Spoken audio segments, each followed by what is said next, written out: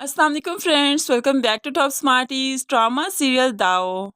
एहसन ने आखिरकार अपना काम कर दिखाया। जो वो शुरू से करना चाहता था, अंबर पर बुरी नज़र रखता था, लेकिन अंबर तो उसे मोहब्बत समझ बैठी थी। आज मौका मिलते ही उसने अंबर की इज्जत के साथ ऐसा खेला कि अब अंबर किसी को मुंह दिखाने के काबिल नहीं रहेगी।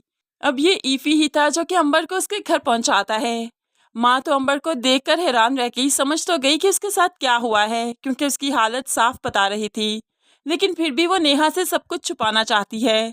लेकिन नेहा भी अंबर का बैग देखकर समझ गई, इसमें कोई बुक्स नहीं है। वो तो यूनिवर्सिटी जा रही थी ना, तो फिर बुक्स क्यों नहीं। अब वो समझ गई कि किसी से मिलने गई है और इसके साथ कुछ ना कुछ ज़रूर हुआ है। अंबर को कुछ वक्त बीता, वो ज़रा फ्रेश हुई तो माँ ने उससे आहिस्ता आहिस्ता पूछ ही दिया, क्या हुआ था, कहाँ गई थी, तुम्हारी हालत नॉर्मल नहीं लग रही।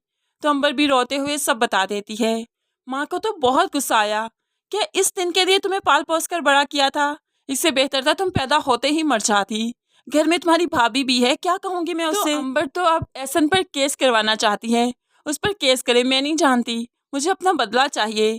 तो माँ दबे दबे अल्फाजों में कहने लगी, मुझे बताओ तो सही उसका नाम क्या है। दूसरी तरफ अलमास बेगम नेहा को भी तसल्ली देना चाहती है। उसके पास गई तो कहने लगी, वो बता दिया सब मुझे अंबर ने, वो ना बस एक लड़के को पसंद करती थी ना, तो लड़के ने उसको मोहब्बत का जवाब मोहब्बत से नहीं दिया, बस इसलिए डिस्टर्ब है।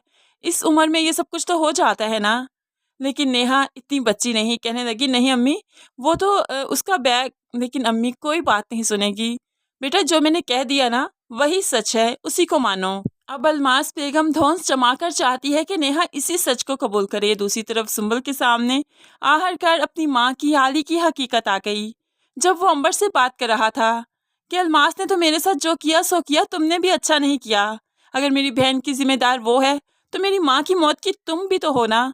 यहाँ पर सुंबल जो अपनी माँ का नाम सुनती है तो शौक रह गई। फ़ोन के बाद आली से सवाल करने लगी, आप मेरी माँ का नाम क्यों ले रहे थे, उन्होंने आपका क्या बिगाड़ा है, आपके साथ ऐसा क्या किया कि आप उनको अच्छे लफ्ज़ों में याद ही नहीं करते। तो यहाँ पर आली, जिससे अब किसी का खौफ नहीं, माँ तो चल बसी, भला अब किसके खौफ से वो सुंबल के साथ अच्छा सलूक करेगा। इसलिए तो वो सुंबल को आईना दिखाता है, तुम जानती हो निशा की मौत की जिम्मेदार तुम्हारी माँ थी, और इसीलिए तो मैंने तुमसे शादी की, क्योंकि जिस तरह से साद ने तड़पा तड़पा कर मेरी बहन को मारा, इस तरह से मैं तुम्हें मारूंगा और अलमास बेगम कुछ नहीं कर पाएगी। ये कहते हुए वो सुंबल को घसीटते हुए स्टोर रूम में बंद कर देता है। सुंबल चीखती रही, पुकारती रही, लेकिन आली तो बहुत जालिम बन चुका है, किसी की नहीं सुनेगा। एक बेकसूर को कसूर के लिए सजा दे रहा है। उसके बाद अलमास बेगम को फ़ोन करके बता भी देता है कि तुम्हारी बेटी के साथ मैं क्या कुछ करने वाला हूँ। अलमास बेगम तो तड़प जाती है, फ़ौरन से पहले आली के पास पहुँच गई। ये क्या कर रहे हो तुम, कहाँ पर है सुंबल। तो आली बहुत ही रिलैक्स वे में बताता है, जिंदा है, लेकिन कुछ दिन बाद नहीं बचेगी, जिस तरह मेरी बहन नहीं बची। अब अलमास बेगम बेटी से मिलना चाहती है, लेकिन आली ने मिलने नहीं दिया, तो हड़बड़ाते हुए घर आती है।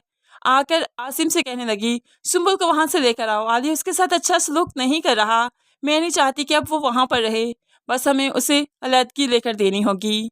आसिम तो हैरान रह गया, आप क्यों कर रहे हैं सुंबल के साथ ऐसे, आखिर आली के इस रवैये की वजह क्या है। बगैर वजह के तो कोई किसी के साथ ऐसा नहीं करता ना। तो अब अलमास बेगम भला क्या वजह बताए, क्योंकि वजह तो बस वही है। इसलिए बेटे से कहने लगी, क्या तुम मुझसे सवाल करोगे। तो आसिम भी कहने लगा, हाँ करूँगा सवाल आपसे, सुंबल के लिए करूँगा, अंबर के लिए करूँगा, उनका भाई हूँ, उनका मुहाफिज हूँ, मैं सवाल कर सकता हूँ और आपको मुझे जवाब देना होगा। अलमास बेगम के पास कोई जवाब नहीं, क्योंकि सारे फसाद की जड़ तो वही है। पैसा कमाने के लालच में इतना आगे तक गुजर गई कि उसे मकाफात याद ही नहीं था, लेकिन कुदरत का मकाफात हमेशा याद रहता है।